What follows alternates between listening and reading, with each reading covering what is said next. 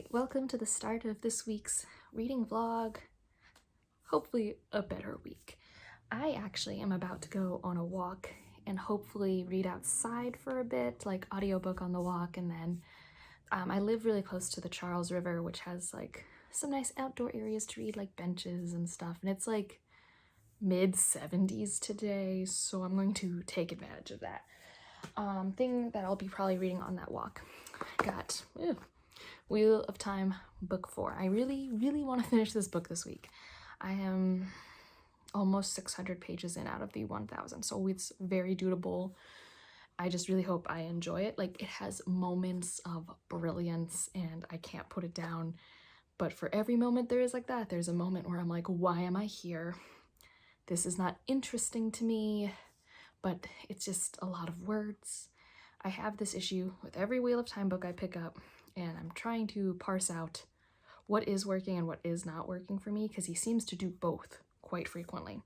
But that's going to be read, and if you saw the last vlog, which per usual I will link that up above if you haven't, I listened to Binti Home last week, which is the second book in the Binti trilogy of novellas, and it ended on quite the cliffhanger, so I picked up the audiobook for the third one. Binti and the Night Masquerade maybe is the name. You'll see an image here, but I need to pick that up because that was a cliffhanger. And then the rest of the week I am picking away at How Long Till Black Future Month, but I am making a dedicated vlog for this one, so I might mention it in this one, but I'm going to talk about the stories more in that dedicated vlog, so you can look forward to that once I've finished this book. I'm about that far in it now though, only like 3 stories, and one of them I had already read before. And maybe if I finish Wheel of Time in a timely manner, which is like, who knows, I think the book says I have like 11 hours left, and those are a long 11 hours if my previous history is to be believed. So if I can get my Wheel of Time stuff together, I'm going to try and pick up Shorefall at the end of the week and finish it before Rhythm of War drops next week. And I am going to warn you guys now, when Rhythm of War drops, I'm probably going to make a spoiler vlog for that book, so I can really just talk about my feelings. I haven't gotten to talk about one of my favorite releases like that before, but depending on the pacing, I might be reading that plus other things, so you might still get like a normal vlog, and then I'll just have a separate vlog that's Rhythm of War. But if it's the only thing I read that week, then it's just going to be a vlog for that. We'll see. We're going to play it by ear. But I'd really like to pick up Shorefall because I'm really excited for it. I've been excited for it, and I want to pick it up. And I'd rather read it from the physical than the ebook, although I do have the ebook if I need to return this before it's too late. So those are all the unrealistic reading plans for the week. But how great would it be if I could finish 2 tomes and then kick off Tome Topple with Rhythm of War? That'd be phenomenal, right? So I'm gonna go on that walk now and maybe rethink some life choices.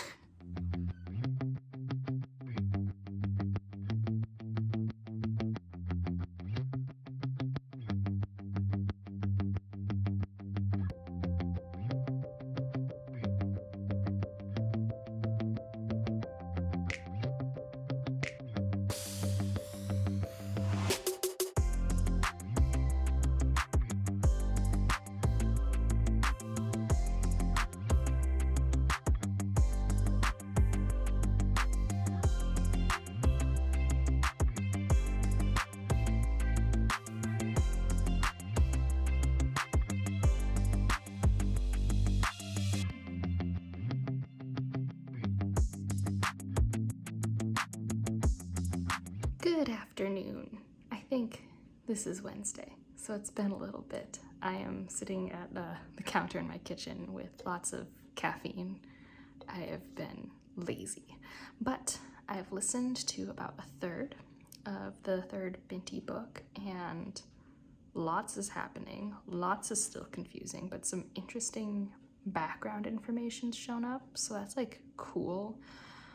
I feel like Nydia Okorafor is as mean to Binti as Robin Hobb is to Fitz, and like, I just want to give her a hug, and I'm really hoping that by the time I get to the end of this book, she gets some sort of hopeful or less tragic ending. Like, I just feel like Binti can't catch a break, and it's just like, I've only spent like 250 pages with her, like poor Binti. So that's really what I've got there. I'm gonna listen to it more when I go on a walk later today. I didn't quite get to go on a walk yesterday, which is a bummer because it was gorgeous. And I am on, what does my Kindle say? Page 767 of The Shadow Rising. And I won't finish it today, but I would love to. But I think I have, with my reading speed, 6.5 hours left-ish. And I cannot read these all in one sitting. It's just impossible. So, what to say? Well, for me, it definitely had a lull, but I don't think it was necessarily the book's fault. I did take a break to read Dawn Shard last week, and I think part of the problem with that is that I went into a writing style that's really easy for me to read, and this is a writing style that's like really hard for me to read. And so getting back into this groove was hard, and it happened to happen during a kind of slower plot point. But there's a lot of cool like world building connections. I'm liking what's happened with Perrin. I think that's kind of cool. Something that has been bothering me, and like I was talking to Jade about it, and I think she had a good perspective that's helped me like turn my mind around, is like everything that, like any argument or problem that a woman and a male have with each other in this book is always explained by the other being the opposite gender. Not just that like you're two stubborn individuals, or it's always men or woman. Like that's always there, and it's very repetitive, this book. Almost as repetitive as Nynaeve's braid was in the previous books. And it was just annoying me because, I don't know, like, it's just not realistic. Like, your interpersonal problems with another human being is not always tied to the opposite gender. Like, sometimes there are just character traits that you're both, like, not feeling. I don't know. And when Jade was talking about it, she was saying more like, he always is emphasizing how when they come together, things are better, and it's like, it's better if you work together. And like, since they're both saying like the same thing, the idea that both genders are actually very similar and not different, like kind of comedic. So I'm kind of looking at it that way. And it is like a book from the 90s. I'm not expecting it to have the same ideals I have today about gender, but it's just like, if you're gonna be repetitive, why about that? So that was just kind of like a thing that had irked me while I was reading it. But like right now we're in a part where I'm like super stressed because I know stuff that the characters don't know, and I'm like, I am very nervous for the characters. So yeah, I am on average enjoying myself. It's just that like there are definitely struggles I have because of the writing style and because of when it was written. And I don't know, it's just like, I think this is like a problem I also had with Oathbringer on my first read, is like, I don't really know where we're going. I don't know what our end goal is. Like, I don't know what the end of the book will look like. And I'm like 75% of the way into a 1,000 page book. But that like happens a lot with epic fantasy. That's not like a unique problem to this. So I'm sure like if I ever did reread this series, that wouldn't be like an issue I had. But it's just something I've been noticing, but I'd love to finish it today because then I could pick up something new. I'm itching for something new. But yeah, that's this. Check it. Look at all this beautiful fall. There's lots of geese. Actually, they've left. There were lots of geese while I was reading. Geese is already plural. Ignore me, I'm a blur. Because the last chapter I just read was insane. It was insane. Basically, if you've read this series, I was back at the White Tower. That's all I'll say. It was bananas and stressed me out so much. Similar with Binti. Binti had another stressful scene while I was on my walk. Why are my books so stressful? I'm gonna continue my walk. Hopefully things calm down, or not, I don't know. I still have like half of Binti, the Night Masquerade, I think that's what it's called, left. I keep wanting to call it Binti and the Night Masquerade. Don't know why, but yeah, isn't this so pretty? I think it's so pretty. And this is like behind me. I really like this one tree. I think this tree's really nice. I like reading in front of it. So yep, gonna head home, but bananas. Here's Ryan. So I just got a new job. Woo!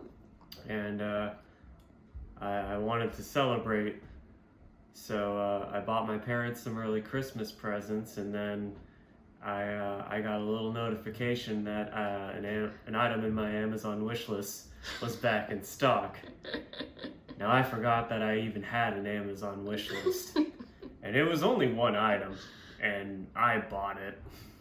And here is the item, life-size Danny DeVito. Yeah, we're all just pranking each other now. Is me and Fu Tao. He has thoughts. All right, I have finished a book, a very big book. Also, yes, that's a very cute pumpkin and a very weird monkey. I live with guys now. It's also why we got Danny DeVito. Anyways, so I finished The Shadow Rising by Robert Jordan in the 4th Wheel of Time book. Boy, yeah, that's right. My favorite ending of the 4 books, sure, that's a good positive note. Rand, good growth this book. I really liked the end of Perrin's arc. That was really solid. Like I said, the endings were really solid. I struggled reading this book, not because of the content. I don't think it's uninteresting. I think it's really hard for me to read, and I don't know why. I don't know. I like long books. I could say a lot of the things I don't like about this book. I've also complained about an Oathbringer, but I love Oathbringer so much more than this. Maybe it's because of the characters. I don't know. I might make a video about my experience reading Wheel of Time so far. I'm not giving up on it. I'm going to switch maybe to audiobooks to help me because it's definitely a writing style thing. It's 100% me and this writing style are at odds because it's just a lot of work for me. And I don't know if it's because maybe since I didn't read this and Lord of the Rings and other books that have this type of writing style, not that there's similar writing styles, but there's just like, there are types of books that I pick up that have a writing style that I associate to each other. And a lot of people seem to have read those as kids, so maybe they like programmed their brain to be cool with it, and I never did that. So like when I read it, it's like, I don't know, it's like just a lot of work. And I have a lot of focus now. Like I can read it for 30 minutes to an hour, but I'll only get like 40 pages read and I won't be excited. Like, I think the thing that I was most sad about at the end of this book was that the endings were cool, but I wasn't excited. I wasn't like, oh yeah. Like, I don't know, like when I read epic fantasy, I just want to be like so excited. And I don't know, that just doesn't, there are definitely moments like you saw earlier in the vlog that I was like, oh my God, this thing's happening. But I think what this book focuses on are just not my like favorite fantasy things. I don't know.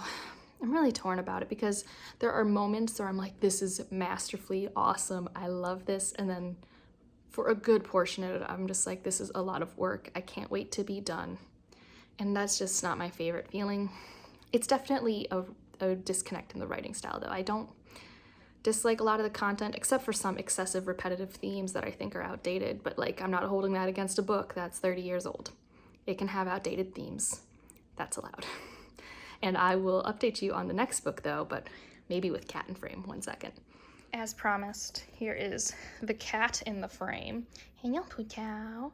Yeah, I started Shorefall last night and I'm so excited, right, Fu Tao? It's so exciting. Basically, instantly love it. I think a lot of the character work that was done in the first book really pays off within the first, like, I'm only 50 pages in, because I instantly understand the character dynamics and interactions. Like, these first couple chapters have just been, like, so fun. I think I'm gonna like this book potentially way more than Foundry-Side, which I already liked a lot. Foundry-Side and Shorefall are kind of what I would define as hard magic system fantasy. That's like definitely towing the line between like no technology to technology fantasy books, which I love. I also really like Robert Jackson Bennett. And I think I finished adulting for the day, so I think it's time to get going on this, because the goal would be to finish this before Rhythm of War comes out on Tuesday, which I'm pretty sure, considering how much I'm loving it right now, I can get done. Right, Fuzz? Isn't that right, Fuzz? Beautiful cat for you guys. He's not purring, not because he's upset, but because he doesn't know how to purr. It's kind of weird. Right, Fuzz? Well, I will check in in a bit. Yes, there is a cat in this bag. I don't know why. Lila, you want to come out? You just happy in this bag now? Is this your home? I don't know if you guys can see her. She's very cute.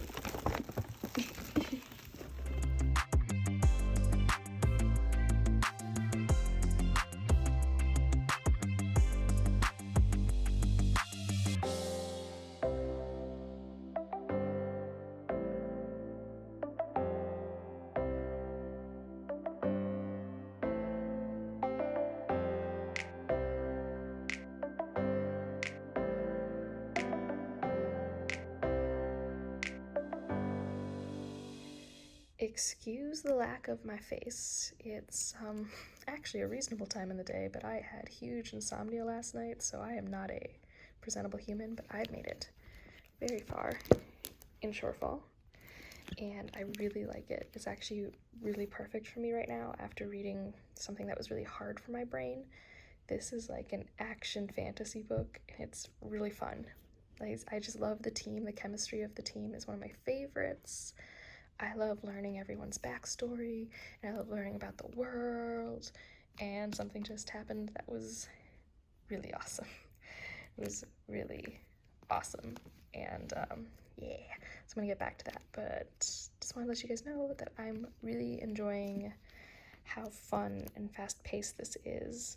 And that does mean it's not like perfect. Like, I do think some of the themes are they're handled in a clumsy way, maybe like kind of shallow. And I don't get as much character development, but I love the character chemistries with each other. So like, I'm not upset. I'm having a really fun time. All right, we're gonna end the vlog. I just thought it'd be cute if you guys saw his little squish face. So I finished 2 books. I finished Shorefall, and I finished the last Binti novella. Let's talk about Shorefall. I love how quick-paced this book is. Yes? Oh, you're just so cute. I'm not going to show you this book, so you can just watch him while I talk about Shorefall. But I'm talking about Shorefall. And so I wouldn't say it's super deep. And I wouldn't say that, like, its theming is very nuanced.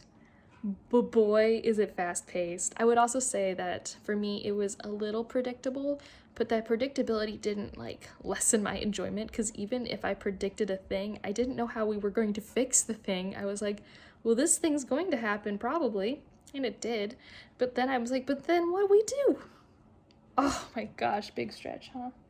So I just had a fun time. But for me, like, after finishing The Shadow Rising, which was, you know, a very, very difficult read for me. It was really hard. It was nice to just have a book that I could fly through that reminded me that, oh, I can physically read.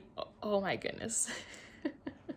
Hope you guys are enjoying this adorable footage, but that I could read, you know, more than 60 pages at an hour or something like that.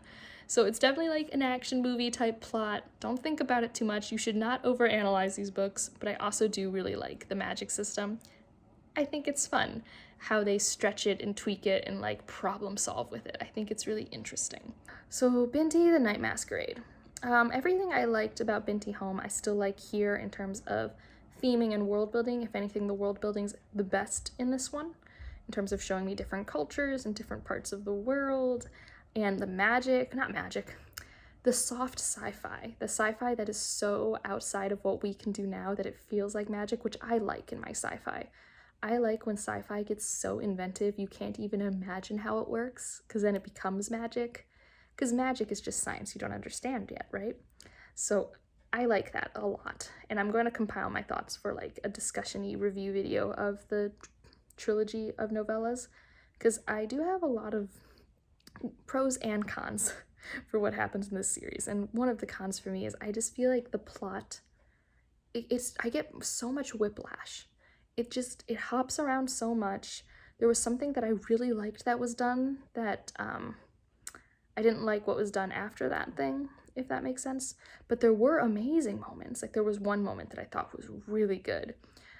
But the plot just like bounces a lot and in a way that's very jarring to me. And I think that's happened in every Binti book, but it was the worst in this third one, which is probably why it's going to be more of a 3-star versus the 4 stars that the other ones were. Especially since like I didn't love the ending, but the ending didn't really like hit me, and if it's the end of a trilogy, I just need the ending to be, I don't know. I needed a little bit more closure, and it was not the worst ending. Like, it really wasn't bad, because honestly, what this trilogy is about at its core is Binti and her identity and figuring out who she is. But it just, like, so much happens that the ending feels kind of small, even though it accomplishes the goal of following this journey Binti's going on. So I don't know. I'm still very conflicted about all those thoughts. It's a lot for me. But it was an enjoyable experience with the audiobooks. I do not regret reading them. I do think the theming and the world building were phenomenal. I will also say, like, another small thing that's bothered me throughout the whole series is I'm told character relationships, and I don't always mind if you tell and don't show a relationship, but I prefer usually you showing me how it develops or showing me things that make sense for it. But in this case, I felt like I very much got told when things changed or how things are meant to be. And there were some relationships that I'm like, I do not understand why you and him are like, okay. I don't know. It just, it was something that's bothered me all 3 books, and it just wasn't ever rectified completely. So it's like another thing that like bothered me. But like I said, overall, I'm glad I read it. Here's more cat. And so yeah, that's this vlog. In the description, where I'm going to put my books mentioned, I'm going to have links to where you could purchase them at bookshop.org, which is this like online bookseller where it has prices similar to Amazon if you don't mind waiting a little longer for delivery. And you can support your personal local bookstore if it's on the list, or you can just have your funding go across multiple bookstores. And if you use those links, I do get a commission back on it. So that's up to you. No pressure. It's just there if you are interested in any of the books I talked about this week, and they will be in future videos because I really like the idea of being able to still online purchase books, but able to support local bookstores because I love local bookstores. And yeah, otherwise that's this video. Like I said, for next week's vlog, it's a very high chance that it's just a spoiler vlog on Rhythm of War, and I'm sorry if that's the case, but Rhythm of War drops in 5 hours. So yeah, that's just probably going to be my life for the next week, and I'm not mad about it, but I am sorry for all you guys who like, you know, are not as into Sanderson stuff. I totally get it, but that's it for this one, and I'll see you in the next one. Bye!